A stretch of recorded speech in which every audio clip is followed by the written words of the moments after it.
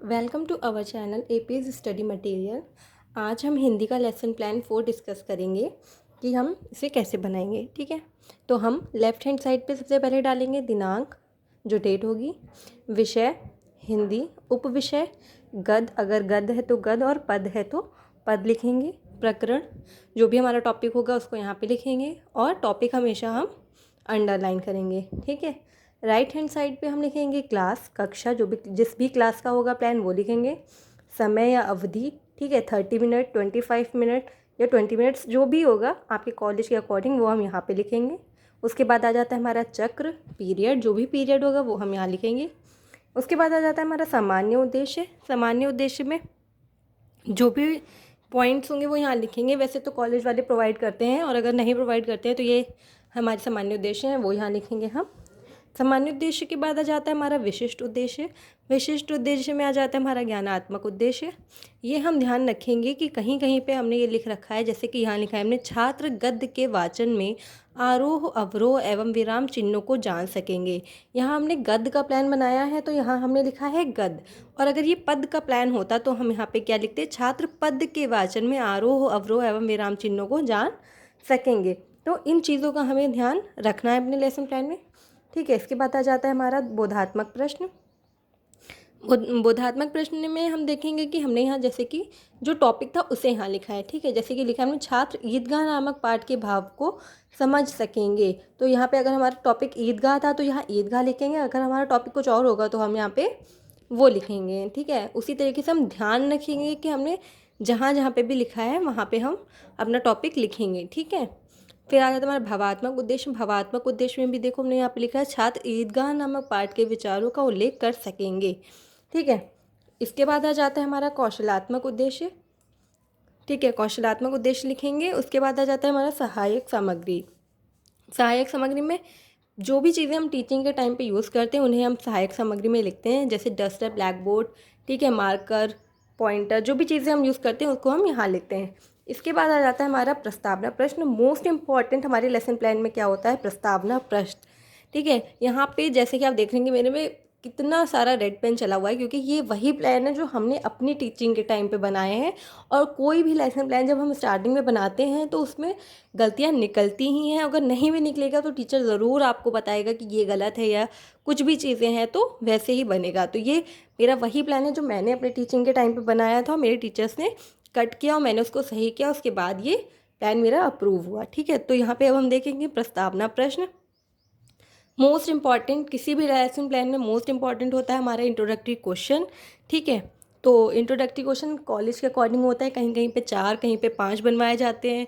जो भी last question होता है वो हमारा प्रॉब्लमेटिक होता है और क्रॉस क्वेश्चनिंग में बनते हैं। ठीक है, जो हमारा क्वेश्चन होगा उसके आंसर से ही हमारा दूसरा क्वेश्चन भी बनेगा। ठीक है, तो हम यहाँ देखते हैं, यहाँ पे पहले हम लिखेंगे छात्र अध्यापिका क्रिया और इधर छात्र अनुक्रिया। पहला क्वेश्चन है, ईद किस धर्म के लोग मनाते हैं? तो बच्चे उत्तर देंगे, ईद का त्यौहार मुस्लिम धर्म के लोग मनाते हैं। दूसरा, मुस्लिम लोग ईद के दिन नमाज़ पढ़ने कहाँ जाते हैं? तो बच्चे उत्तर देंगे, मुस्लिम लोग ईद के दिन नमाज़ पढ़ने मस्जिद या ईदगाह में जाते हैं। अब यहीं से हम एक क्वेश्चन लेंगे, ईदगाह से संबंधित कोई कहानी सुनाइए। तो बच्चे इसका उत्तर नहीं दे पाएंगे, प्रॉब्लमेटिक क्वेश्चन है। तो उसके बाद हम उद्देश्य कथन लिखेंगे। ठीक है बच्चों, आज हम लोग ईदगाह नामक पाठ का विस्तार पूर्वक अध्ययन करेंगे जो प्रेमचंद्र जी द्वारा रचित है। ठीक है, इसके बाद आ जाता है हमारा प्रस्तुतिकरण। ठीक है, तो प्रस्तुतिकरण में हम 3 कॉलम बनाएंगे, क्रम संख्या, शिक्षण बिंदु और छात्र अध्यापिका क्रिया। पहला है आदर्श वाचन। आदर्श वाचन में जहाँ से जहाँ तक हमने लिया है पैरा 1 वो लिखेंगे और उसके अंदर हम लिखेंगे, छात्र अध्यापिका उचित लक्ष्य तथा आरोह अवरोह को ध्यान में रखकर गद्यांश का आदर्श वाचन करेगी। गद्यांश यहाँ लिखा है, ध्यान रखेंगे यहाँ गद्यांश लिखा है, अगर पद है तो यहाँ पे हम पद्यांश लिखेंगे। इसके बाद आ जाता है हमारा अनुकरण वाचन। अनुकरण वाचन में हम लिखेंगे, छात्र अध्यापिका उचित लयताल के साथ विद्यार्थियों से अनुकरण वाचन करवाएगी। और ध्यान रखेंगे ये छात्र अध्यापिका लिखा है। ठीक है, अगर लड़की है तो अध्यापिका और लड़का है तो अध्यापक। ठीक है, फिर आ जाता है हमारा उच्चारण विधि। उच्चारण विधि में वो जो भी हमने पैरा लिया है, ठीक है, उस पैरे में जो भी टफ वर्ड्स होंगे जो बच्चे नहीं बोल पा रहे होंगे उन्हें हम यहाँ लिखेंगे। ठीक है, जैसे मैंने लिखा है लालिमा, मोहसिन और बिगुल। ठीक है, और उसी से संबंधित हम यहाँ देखेंगे शब्द अर्थ। ठीक है। तो जो टफ वर्ड जो उसमें दिखेंगे हमें, उसी को हम शब्द अर्थ में भी ले लेंगे। शब्द अर्थ में 3 कॉलम बनेंगे, शब्द, अर्थ, विधि और स्पष्टीकरण। ठीक है। जो भी शब्द है जैसे ये रोज़ा, फिर उसका अर्थ बताएंगे उपवास, विधि, पर्यायवाची और स्पष्टीकरण देंगे। ठीक है, कि रोज़े को उपवास भी कहा जाता है। इसी तरीके से हम 3 क्वेश्चन लेंगे यहाँ पे। ठीक है, 3 शब्द अर्थ लेंगे। नेक्स्ट आ जाता है हमारा, इसी के सामने चीज़ें बनेंगी। जो अभी हमने पहला प्रस्तुतिकरण बनाया था, उसी के सामने ये 4 कॉलम बनेंगे दूसरे पेज पे।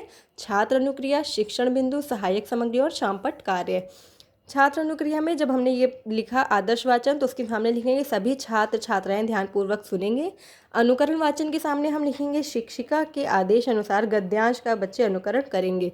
गद्यांश यहाँ लिखा है क्योंकि गद्य का है। ठीक है।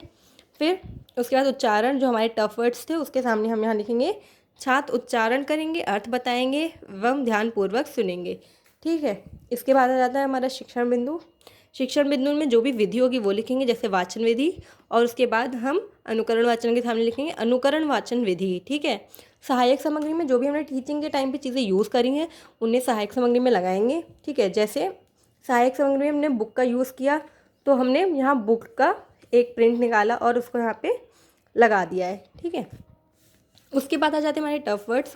उसका एक फ्लैश कार्ड बनते हैं, तो वो हम यहाँ पे इस तरीके से दिखाते हैं। जैसे यहाँ पे हमने लालिमा, मोहसिन और बिगुल इस तरीके से हमने लगाया है, तो इस तरीके से हम यहाँ पे उनको लगा देंगे।